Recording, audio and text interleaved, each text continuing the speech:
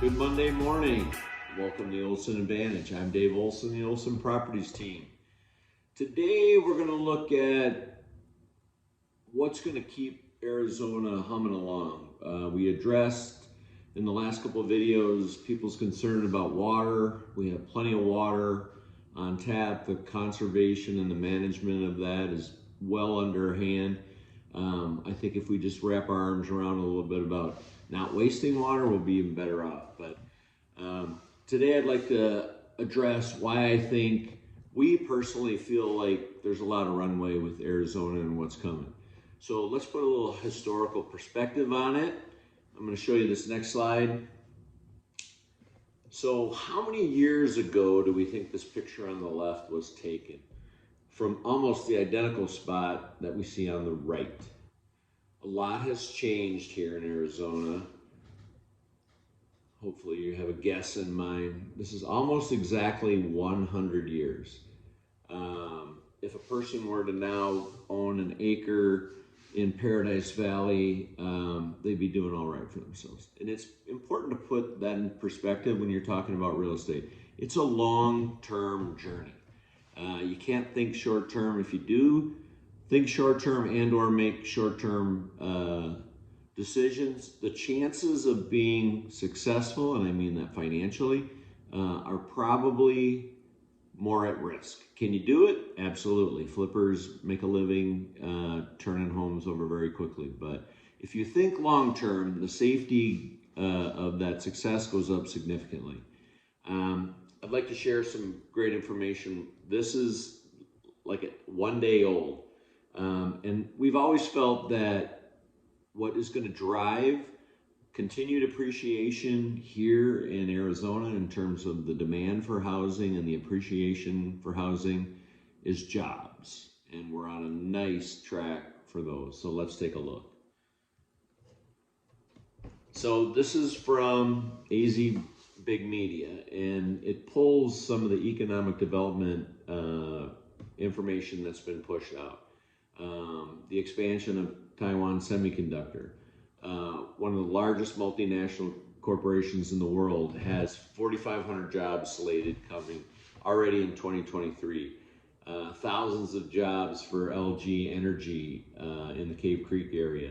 Tucson, another 1,000 jobs for American lithium batteries for cars. Republic Services, thousands of employees in Phoenix. Discount Tire is going to put an additional headquarters here, another 1,100 employees. Virgin Galactic, an aerospace, yes, a rocket manufacturing company is going to locate in Mesa, hundreds of jobs there. Move, a marketplace semiconductor equipment company, probably related to the Taiwan Semiconductor move.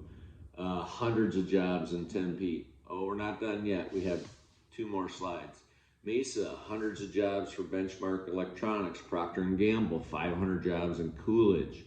Elevation Energy, 60 new jobs in Yuma. Phoenix, hundreds of new jobs for Blue Origin.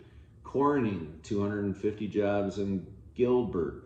Camp Verde, Frame Tech, 180 new jobs. Prefabricating housing is what they do, and they're really catching on. JA Solar, 600 new jobs in Phoenix, 100 new jobs from Rare Pacific in Buckeye. Last page, Tucson, 150 new jobs in Scion Power. Kingman, 140 jobs with Nucor. XJ Nippon Mining and Metals, 100 jobs in Mesa. Casa Grande, 200 jobs in Changchun, Arizona, which is a petrochemical company. Ecobat in Casa Grande, 60 new jobs. Battery recycling, that they plan, I heard something weeks ago, that'll probably end up being one of the largest West Coast recycling centers for batteries. Churba Solutions and Eloy, 100 jobs, and then Hi-Rel Technologies, another 50 jobs. These are just planned in the next year that are coming. So all very high-tech oriented, all going to help with the growth here, the need for housing, and the need for both rental housing and purchasing housing. A lot of these people that relocate First they land in a rental for a year or so, and then they move on to probably purchase something if they end up staying. But then the question comes, Dave, what about interest rates? Well, let's take a look. So interest rates have kind of bounced around. We're sitting at a conventional, just a hair above 7. FHAs are at under 7. The incentives for those are looking good. But where do we think they're going to go going forward? Well, some recent predictions came out. And again, a prediction about interest rates is worth about as much as a prediction about Powerball numbers. But let's take a look anyway. So the revised estimates, so the initial estimates are on the left, and then they gave their same revisions on the right. So, I'm sorry, this slide, the pessimists are located on the left, and the optimists are located on the right. So we have everything from 7.5, 7 3/4, 6 3/4 to the low 6s. On the pessimistic side, and this is mid to late this year, and then we see a whole slew with a 5 in front, everything from 5.7 down to 5 1/4. And these people get paid a lot of money to make these decisions, but are they going to be right? We don't know. Again, the philosophy should always be, you marry the house, you date the rate, you can always make that adjustment. If you find a house you like, or you find you have a good reason to move, to make a change, rate should be the last thing that's determining factor. We deducted over $100,000 worth of interest this year. I mean, it goes right against your income. So it's not the worst thing. It is a sizable deduction against your earnings. So as long as it makes sense for you, though, right? All right, next slide. What about employment and incomes? So this slide is a hair difficult to read, but you have to go all the way back to 2014, 2015 to see where we actually had negative income growth. And basically, this is on a quarterly basis. So each one of those blips, that's measured per quarter. So some of these years we had 8, 10, 12% increases on an annual basis when you add them all up. So incomes continue to grow here, which is a good thing. And this is strictly out of Arizona, per quarter. So is it keeping up with housing? Is affordability getting tougher? Could be. It depends on where you're starting, but are you probably saving enough? Are you spending the money in the right places? Are you buying assets or are you buying stuff? You know, plenty of people make $150,000 a year, but they spend $160,000 a year. So are you putting your money where it should be? Is it working for you? Are you spending money on rent or are you buying an asset? You know, it just depends. I'm not really a big buyer on the whole affordability problem. I get it, but I also know lots of people that, you know, drive a lot nicer cars than I do, and then they complain they never have any money. So anyway, employment report. Arizona's tracking just below the national average. We're sitting at 3.5%. Basically, 3.5% of the people probably don't want to work. Everywhere you go, jobs are up. Get a job. I mean, you could probably go get 3 tomorrow if you wanted to. So the opportunities are there, and we continue to grow. Who's spending the money and where are they spending it? Let's take a look. We've shown you this many times, but notice again, FHA loan, the incentives, these are the hardest people to try to get into the homes. And if we go all the way back to June, a year ago, that area has continued to grow. So people are saying, well, I have a hard time buying a house. These are the people that have the greatest amount of difficulty buying a home, and yet they're making up now 22% of the current buyers. The investor portion is the portion that has probably given up the most to it. We're down to like 19% in terms of cash. That's a lot of investors. It is some of the second home folks, but that area is being suppressed. There are a lot of incentives around first-time home buyers and the programs. They've dusted those off. They're bringing them back out. Are they getting a little help from the Fed? Yes, but these people are motivated and they're doing what it's necessary in order to get themselves a property. So good for them.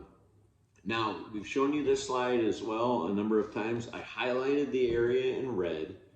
And what we have here is that basically the investor category, the iBuyer category has shrunk significantly from the bubble. But we can thank those folks for driving up the prices.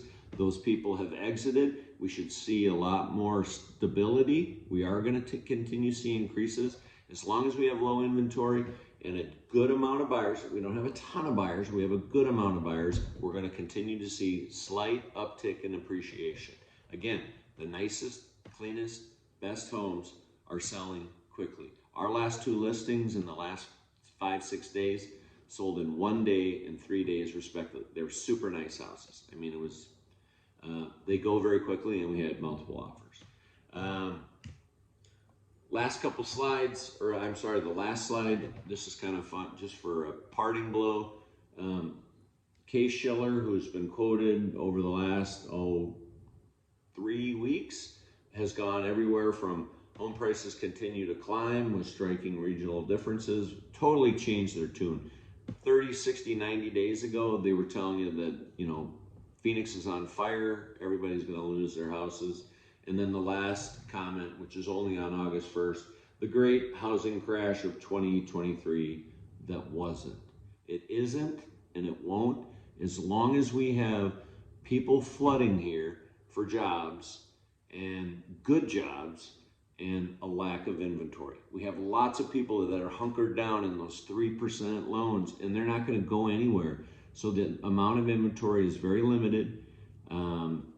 New construction can't keep up. They can't get anybody competent to swing a hammer. If you know anybody that wants to buy a new construction, please make sure they have an agent that understands new construction, that will represent them and make sure that they go through and do at least a 4 or 5 step inspection before they hand them that roll of blue tape.